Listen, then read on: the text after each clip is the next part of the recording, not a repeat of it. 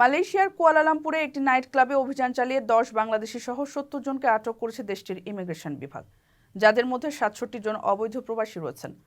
বুধবার রাত 11:30টার দিকে কুয়ালালামপুরে মেট্রো পারদানা বারাত রোডের একটি নাইট ক্লাবে এই অভিযান পরিচালনা করে কুয়ালালামপুর অভিবাসন বিভাগ।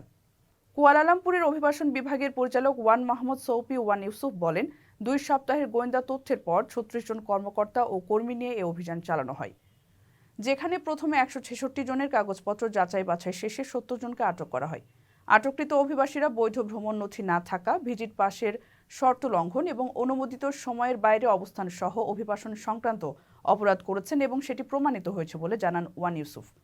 আটকদের মধ্যে 8 বাংলাদেশি ছাড়াও থাইল্যান্ডের 46, ভিয়েতনামের 4, লাওসের 5, মিয়ানমারের 2 এবং 1 জন করে চীন ও ভারতীয় নাগরিক এবং 3 জন স্থানীয় নিয়োগকর্তাও রয়েছেন। প্রবাসীদের বিনিয়োগের শতভাগ নির্ভরযোগ্য প্রতিষ্ঠান প্রবাসীর সিটি লিমিটেড। এখানে বিনিয়োগ করে হালাল মুনাফা অর্জন করুন।